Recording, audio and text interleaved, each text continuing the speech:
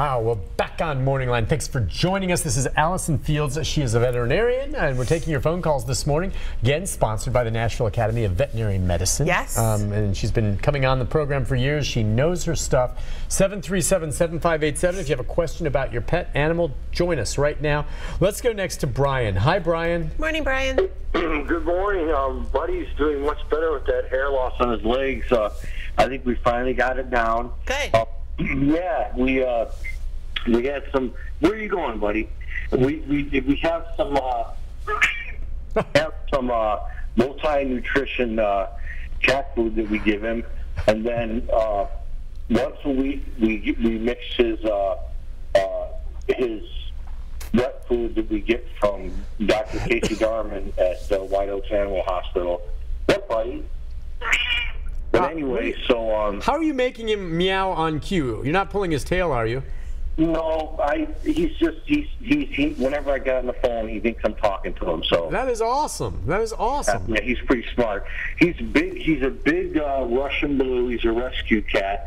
I thought he was full Russian blue, but because he's got such a big chest and a big head and no neck, what, buddy? Yeah, there aren't very many Russian blue randomly running around. It's probably just a gray cat. We call a lot of gray cats Russian blues. Well, he's got a really big head, and they think he may be part chartreuse, which is kind of a rare cat, because at the end of his mouth, it turns up like a little smile, and the shape of his head and his chest, he looks like a little bulldog, and we try to, like, move him, he won't move. He's so strong. But anyway, what we did to solve in licking his fur is we mixed in some Shen powder. It's an Eastern Oriental type of powder that we mix in with his wet food, which you give him about once or twice a week, and that seemed to work. And we've got him off of the Revolution, which is really strong because he's one of a small percentage of cats that's actually allergic to fleas. And the house is very clean, but every now and then I take him outside on a leash, and they recommend maybe don't do that too much. And we switched him to every 3 months. I rescued him when he's 3 years old. Now he's about 6. And we switched to a product that we put on between the shoulder braids. They shave a little bit of hair off every 3 months. The Vet P.2. Right, and we continue to do that. And he's doing much better. Good. I'm so glad to hear it. That is awesome. Dr. Dameron is amazing. And she said to keep him on the same food that he always likes. Because the thing is, in the middle of the night, he'll just start running around, which is kind of weird. And if he doesn't see any food in the bowl, he gets upset. So you just got to fake him out by putting a few niblets in there, and then they'll look and he'll see if there's food in there, then he's fine. And then when he goes downstairs, he goes to the bathroom, he's so proud of himself that he runs up the stairs and runs around the house. It's kind of weird. You know, cats are funny little creatures. They are. Now, how do you feel about putting down an unlimited supply of food that kind of comes through one of those feeders and keeps falling out? Because certain pets might just keep eating. My cats are free fed. It's called free feeding. Okay, so they just do what they want and they move. I don't have a dispenser. I just keep their bowls filled. Okay. And I feel like cats are fine to do that until they prove that they just keep eating. Okay. So, at that point, then we need to try to limit that and figure out a different plan. But I'm all for free feeding cats unless they prove that they cannot be free fed. And they'd prove that by becoming big? Yeah. Okay. Let's go to Amanda. Hi, Amanda.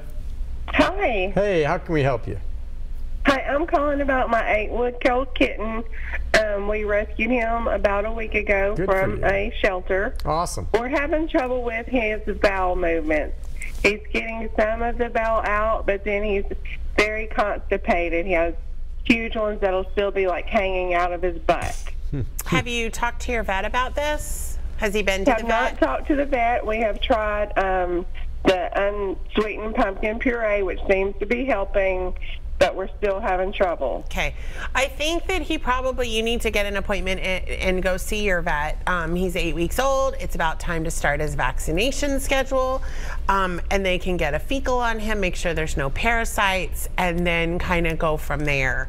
But I would suggest that you get him in for an exam and a fecal to start with, and see if there's something going on or if he needs something special. Okay, so he might, or sometimes he might or he might not. But maybe not. It's just that's a really small hard kitten without. still learning. Yeah, that's really hard without actually, doing an exam on him and feeling his little belly and things like that. Yeah, 8 weeks old. The kitten's about how big at that point? About 2 pounds. Okay, so it's a little fella still. So yeah, but you're right. 8 weeks about to start going to the vet. Yep. All right, gotcha. So that's probably the best solution. It's hard to diagnose otherwise just over the phone on that. But yeah, take to the vet and maybe they can get the basics on that while they do everything else it needs.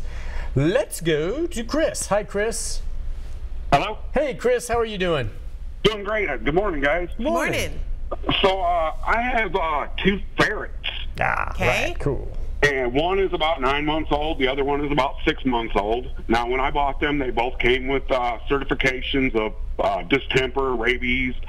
My question is, about what age would I need to return them to the vet for a second round of shots? So they should have an annual exam. So once a year, they should go to a vet for an exam and for vaccination. You're going to need to call around. I don't know what area you live in. Where do you live? I'm right off Murfreesboro Road, like towards downtown, and I did find an exotic pet vet over by the Bellevue area. Okay, probably Dr. Talbot. I believe that is the name. Yeah. So there's one there. There's one up in Hendersonville at Volunteer Vet. There's quite a few around. And the reason is because you want somebody who's familiar with ferrets, but you also want somebody who stocks the ferret vaccine. There's a specific ferret vaccine. And like my clinic, we don't stock it. You can't just randomly give it and give a different one. So you just want to find somebody who's familiar with that. But once a year, the minimum, they should go in. And I think as they get a little bit older, they may recommend every 6 months. But you can talk to an exotic veterinarian to find out. But yes, I would plan on maybe in another 3 or 4 months, maybe just take both of them in for an exam, and the 9-month-old one will probably be due for vaccines. The other one won't, but maybe you can just talk to them about what the schedule should be. Okay, thank you very much. Hey, what are their names? What are the ferrets' names? The male is Zig. And unfortunately, when I bought the female, they told me it was another male, which I guess they can't tell until they get to be, unless. So the female is Roger. Oh, I thought you were going to say Zig and Zag, but Zig and Roger. All right. And Roger, yeah, and I can't change her name because she comes to it. Oh, really? And so they come to, and aren't they fun watching them just fight and play and stuff? They're hilarious. They're great. I mean, I have them both. They're both litter trained. They're both leash trained. I take them out, walk them around the complex. Everybody loves them. Do they still adopt those out? I don't know. With the is there a gland, an oil gland that's removed? Are they? Is yours descented? You can't. Both of mine are descented. Okay, you can't buy ferrets. I don't think you. Well, you can't legally buy ferrets that haven't been spayed, neutered, and descented.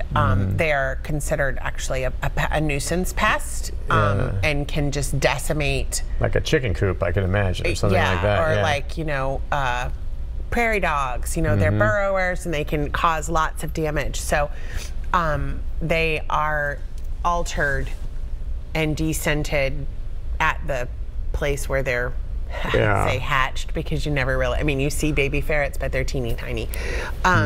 So yeah, the breeding facilities typically do that before they're shipped out. Yeah, ferrets just strike me as like otters on land or whatever. They're funny. They're funny little creatures. I remember just watching a friend of mine had one, and they'd hop around, and they're just goofy as can be, but they're kind of neat. And they're so limber, you almost feel as though you could tie them in a pretzel and not hurt them at all. Yeah, they're like slinkies. They are.